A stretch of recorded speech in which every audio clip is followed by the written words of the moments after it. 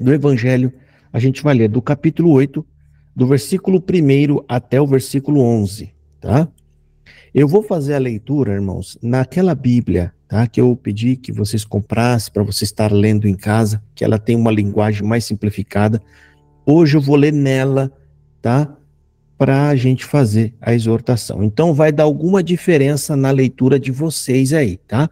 Que vocês estão com a Bíblia normal, tá? Pode dar alguma diferença, mas é porque essa Bíblia, ela tem uma linguagem mais fácil, tá bom? Então vamos começar a leitura. Jesus retirou-se para o Monte das Oliveiras, mas logo voltou para o templo. Bom, peraí. Jesus retirou-se para o Monte das Oliveiras, mas logo voltou para o templo. O mundaréu de gente estava à sua volta, e ele se assentava e começava a ensiná-los. Os mestres religiosos e os fariseus apareceram com uma mulher que fora apanhada em adultério. Eles a puseram à vista de todos e disseram: Mestre, esta mulher é adúltera, foi apanhada em flagrante. Moisés na lei ordena que o apedrejamento de quem comete esse crime. O que o Senhor diz? Eles tentavam apanhá-lo numa armadilha, queriam induzi-lo a dizer algo criminador que pudessem depois usar contra ele. Jesus limitou-se a ficar escrevendo com o dedo na terra, mas eles não desistiram. Por fim, ele se levantou e disse: Quem de vocês não tiver pecado, seja o primeiro a tirar a pedra. Encurvando-se novamente, continuou a escrever na terra. Ouvindo isso, eles começaram a deixar o local, um após o outro, a começar pelos mais velhos. A mulher foi deixada ali. Jesus, levantando-se, e perguntou: Mulher, onde eles estão? Ninguém condenou você? Ninguém, Senhor, foi a resposta. Nem eu, disse Jesus. Siga seu caminho, mas de agora em diante, não volte a pecar. Bom, irmãos, vocês viram um pouquinho de diferença, mas isso é ótimo, que é para ajudar a entender melhor o texto, tá? Bom, aqui, Jesus estava no templo, fazendo o quê? Ensinando. Ele ia lá, né, e ficava junto com o povo, falando da palavra de Deus e orientando as pessoas para que elas compreendessem melhor a lei. Jesus, ele sempre trazia conselhos e ensinamento que ajudavam os judeus a entender melhor a lei. Mas enquanto Jesus estava ali ensinando e orientando, os judeus, alguns dos fariseus e dos sacerdotes estavam e dos fariseus estavam maquinando como que a gente vai fazer para apanhar esse Jesus. Então eles observaram a seguinte coisa: esse Jesus, ele anda no meio dos pecadores, dizendo que Deus, né, perdoou essas pessoas e que Deus vai dar uma segunda chance a essas pessoas, né? Então a gente vai fazer o seguinte: vamos pegar uma pessoa que cometeu adultério, vamos levar diante dele. Se Jesus, olha aqui, irmão, a tentação. Se Jesus dissesse para não apedrejar a mulher, irmão, se ele simplesmente dissesse isso, olha, deixa ela em paz. Hoje ninguém vai morrer aqui. Jesus estaria fazendo o quê? Quebrando a lei. Se Jesus quebrasse a lei, se Jesus desobedecesse uma ordem que estava na lei, então Jesus se tornaria culpado. Culpado seria o pecado de rebelião, ou seja, indo contra a lei. E aí eles iam poder pegar naquela hora e carregar ele e falar: olha, esse homem aqui está nos ensinando a desobedecer a lei que Moisés nos deixou. E aí Jesus seria morto por justa causa e nós não poderíamos ter o nosso pecado redimidos, né? Então, o diabo que estava por trás disso, muito atento e muito esperto, estava tentando pegar Jesus Cristo. Só tem um detalhe: Esse Jesus aqui é o próprio Deus incorporado. Gente, para pensar, é o próprio Deus que estava ali. Como que alguém vai conseguir criar uma situação onde vai deixar Deus embaraçado? Então, gente, aqui tem uma parte importante que a gente vai junto agora analisar. Jesus limitou-se a ficar escrevendo com o dedo na terra, mas eles não desistiram. Por fim, ele se levantou e disse: quem de vocês não tiver pecado, seja o primeiro a tirar a pedra. Encurvando-se novamente, continuou a escrever na terra. Ouvindo isso, eles começaram a deixar o local, um após o outro, e a começar pelos mais velhos. Irmãos, para pensar, o que será que fez com que esses homens ficassem com medo e corressem e fossem embora? Esses homens não estão nem aí para a moralidade, ou seja, não foi que Jesus escreveu lá no chão assim: olha, a gente deve amar as pessoas. Não foi essa frase. Eles não estão nem aí para isso. Esse negócio de ter que amar, porque fora do olhar dos outros, eram homens maus. O problema do religioso é que ele aparenta ser alguma coisa que na verdade ele não é. Ele não é aquilo. Então o que será que Jesus escreveu no chão? Porque eles foram embora, foram com medo. Aí a gente vai fazer as nossas suposições, as nossas conjecturas. Ou seja, esses homens sabiam onde estava uma mulher cometendo adultério. Eles sabiam. Ou seja, provavelmente é uma mulher aonde um dia ia alguém, no outro dia ia outra pessoa, no outro dia ia outro. Deixa eu só pegar meu paninho aqui, caiu. Né? Ia um outro. Eles sabiam aonde estava essa mulher. Ou seja, irmão, será que esses homens também não cometiam o mesmo tipo de pecado? Então, a gente pode entender, né, ou conjecturar que Jesus poderia estar escrevendo o que no chão? Espera aí, vocês estão dando a de santo? Porque na lei, irmãos, quando fala do apedrejamento, não era só da mulher, era do homem também. O homem e a mulher. Então, Jesus, abaixando em terra, ele poderia estar escrevendo ali: fulana, os nomes de mulheres, ciclanas, beltranas, e aqueles camaradas olharam aquilo ali na terra e falaram assim: epa, ele está sabendo de alguma coisa. Provavelmente eram as mulheres que aqueles caras conheciam, e tinham envolvimento com elas. Era como se Jesus estivesse mandando um recado assim para eles: ó, se vocês atirar a pedra, eu vou falar quem foi que deitou com fulana, que está aqui na roda de vocês, quem foi que deitou com a ciclana, quem foi que deitou com ele. Ou seja, eles se sentiram acuados, com medo. Ele falou: esse homem está sabendo de muita coisa, e agora como é que eu vou atirar essa pedra? Quem tinha coragem, irmão, de atirar aquela pedra? Jesus não jogou na cara de ninguém. Quando ele escreve no chão, ele só está mandando um recado: eu sei da vida de cada um de vocês. Nenhum de vocês é digno para atirar pedra nessa mulher, porque vocês ou são igual ou são piores do que ela. E ele encurvou no chão e começou a escrever ali, e foi apontando, mandando recado: eu sei, vocês querem que eu comece a falar aqui, nessa roda? E provavelmente era aqueles religiosos, aqueles crentes com cara bem de santo, irmão. E falou assim: vai ter a vida destruída.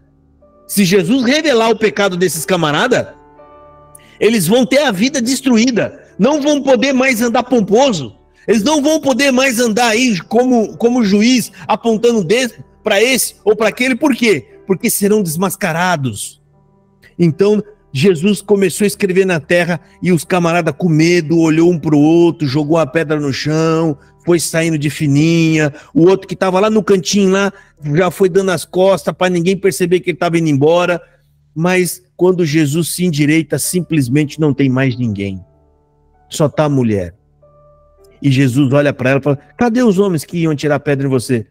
Não tem ninguém, senhor, foram todos embora. Foi: pois é, eu também não vou atirar pedra em você. E ele fala para ela: agora vai, e não peca mais. Ou seja, Jesus dá um recado assim: abandone essa vida. Para com isso. Amanhã eu posso não estar mais aqui para livrar você da morte. O recado de Jesus era esse. Porque essa mulher não estava nem aí para Jesus. Jesus estava no templo todos os dias. E aonde que ela estava? Ela estava lá no templo aprendendo com ele? Não. Ela estava em outro lugar. Nos prazeres da vida. Ou seja, ela não era uma pessoa que estava preocupada. Se nós hoje soubéssemos, irmão, se a irmã Kiko hoje soubesse que Jesus está lá no Japão hoje, ela não ia atrás? Ela não ia lá querer saber? Ela, vamos, ele está na cidade tal, vamos lá, eu quero ouvir ele. Se Jesus estivesse hoje no Paraná, o povo ia correr lá. Quem ia ficar em casa, irmão? Quem não está nem aí para Jesus. Quem não estava se preocupando com Jesus? Essa mulher, Jesus estava lá perto dela, no templo, e ela estava nos prazeres da vida. Ela não era uma crente, mas ela alcançou misericórdia. Misericórdia. A graça alcançou ela, né? E a gente não sabe do resultado, mas Jesus olhou para aquela mulher e falou: mulher, agora vai, não peca mais. Eu posso não estar aqui amanhã. Vão te pegar de novo. Eles já sabem onde você está. Eles já sabem com quem você fica. Sai dessa vida. Deus é isso, irmão. Deus sabe da vida de todos nós e nem por isso Ele lança o nosso pecado em rosto. Deus não precisa fazer isso para mostrar que Ele é Deus. Deus é bom e é misericordioso, irmão. Deus não quer acusar nós, Ele não quer apontar os nossos pecados na nossa cara. Por quê? Porque Jesus Cristo veio para nos salvar, não veio para nos condenar. Sabe quem foi que nos condenou, irmão? Sabe quem que nos condena? Foi Adão e Eva. Quando pecaram, eles condenaram todos nós. Estamos todos mortos no pecado, né? Eu quero que vocês, se vocês puderem abrir aí, né, o Evangelho de João, que é no mesmo livro que vocês estão, no capítulo 3, voltando, né, para trás, no capítulo 3, 5 capítulos para trás, eu vou ler aqui para vocês o versículo 18. Evangelho de João, capítulo 3, no versículo 18. Está dizendo assim: quem não crê nele, aliás, quem crê nele não é condenado, mas quem não crê já está condenado, porquanto não crê no nome do unigênito Filho de Deus. O que essa passagem bíblica está falando, irmão? Que nós já estamos condenados. Irmão, nós estamos dentro de uma cadeia. Jesus não veio prender nós já estamos presos. Ele veio tirar nós da cadeia. Aquele que crê nele, ele está chamando para fora e está tirando da condenação. Ele não precisa condenar ninguém, irmão. Nós já estamos todos condenados. Basta você não dar importância para Jesus e o final de tudo na nossa vida, nós seremos lançados no lago de fogo. Por quê? Porque rejeitou a luz. Jesus é a luz. E no versículo seguinte, embaixo, no versículo 19, está falando: e a condenação é esta, que a luz veio ao mundo, e os homens amaram mais as trevas do que a luz, porque as suas obras eram más. Quem é a luz, irmão? A luz é Cristo. Ele veio, e as pessoas não amaram, não quiseram saber dele. Preferiram amar e continuar no pecado, amando o pecado. Amar o pecado é amar o mundo, irmão. Tudo que o mundo nos pode oferecer, tudo que o mundo pode nos dar, eles amaram mais as trevas. E essa é a condenação. Qual é a condenação, irmão? É nós não amar Jesus. Quando você não ama, você o rejeita, irmão. Você rejeitou o perdão de Deus. Jesus é o perdão. Você rejeitou a graça de Deus. Deus quis te salvar. Você não quis a salvação. E é nisso que consiste a nossa condenação, irmão. Bem-aventurado é você, irmão. Não importa as coisas que você já fez na sua vida. Se você tem amor a Deus, se você ama Jesus, se você se ajoelha pedindo misericórdia e perdão, você está na graça, e ninguém que busca a Deus de sincero coração será rejeitado ou será condenado. né? Tenha fé nisso, irmão. Deus não está confiando em nossas obras para nos salvar. Se Ele dependesse de nós para nos salvar, nenhum de nós se salvaria, irmão. Porque o mínimo dos pecados para Deus é grande. Deus é santo. Não é que Deus é mau. Ele vai vir e vai fazer. É que a santidade de Deus, a santidade que sai dele, aonde ela chegar, ela consome o pecado. Deus fala, eu não posso. Deus falou para Moisés, eu não posso ir no meio de vocês. Não é que Deus não queria, ele falou, eu não posso. Por quê? Porque se eu for, eu vou consumi-los. A santidade de Deus era muito grande. Deus sabia que eles iam falhar. Porque Deus é amor, irmão. De Deus emana santidade, muita santidade, irmão. E bem-aventurados somos nós, irmãos, que cremos no Filho de Deus e temos os nossos pecados purificados e lavados no sangue do teu Filho. Não morreu em vão, irmão, e Ele vai nos ajudar, né? E Deus é misericordioso, Ele vai nos ajudar nas nossas dificuldades e na nossa vida. Deus, Ele também é governador, irmão. Ele vai nos dar saída. Ninguém dos seus filhos que entrega a vida na mão de Jesus ficará abandonado, irmão, porque Deus, Ele é Pai e todo pai cuida dos seus filhos. Jesus Cristo disse, buscai primeiramente o reino de Deus e a sua justiça. Quem é buscar a vontade de Deus, e as demais coisas será acrescentada. O que você precisar, Deus vai colocar no seu caminho na hora certa. Tudo o que a gente precisa para dar um bom testemunho, levando a mensagem da palavra de Deus. Essa é a palavra de hoje, irmão. Deus abençoe a todos. E eu peço que vocês leiam, tá? Leiam depois João capítulo 8 inteiro. Eu vou dar uma lida rápida aqui, breve, só para vocês saberem. Eu quero que vocês leiam, irmão, tá? Eu faço isso para induzir vocês à leitura, né? A ler um pouco mais. Eu vou ler aqui, né, alguns versos aqui de João capítulo 8, nessa Bíblia, tá? Que é a Bíblia, a mensagem. Vamos continuar então no versículo 12, está dizendo assim: mais uma vez Jesus discursou para o povo: eu sou a luz do mundo, quem me segue não ficará tateando no escuro, a minha luz é para a vida toda. Os fariseus fizeram objeção: tudo o que temos é a sua palavra, precisamos de algo mais concreto. Jesus replicou: vocês estão certos quando dizem que têm apenas a minha palavra, mas estejam certos de que ela é verdadeira. Sei de onde vim e para onde vou. Vocês não sabem de onde sou nem para onde serei levado. Vocês decidem de acordo com o que podem ver e tocar. Eu não faço esse tipo de julgamento. Ainda que fizesse, seria um julgamento verdadeiro, porque não iria se basear nas estreitezas das minhas experiências, mas na grandeza daquele que me enviou, o Pai. Isso preenche as condições estabelecidas na lei de Deus. Vocês devem confiar no depoimento de duas testemunhas, e é o que vocês têm: minha palavra e a palavra do Pai que me enviou. Essas perguntas, aliás, eles perguntaram: onde está esse a quem você chama de Pai? Jesus respondeu: vocês olham para mim e não me veem. Como esperam ver meu Pai? Se me conhecesses, iriam conhecer o Pai também. Ele fez esse discurso na tesouraria, enquanto ensinava no templo. Ninguém o prendeu, porque sua hora ainda não havia chegado. Ele continuou: estou partindo e vocês vão me procurar, mas estão perdendo Deus ao fazer isso.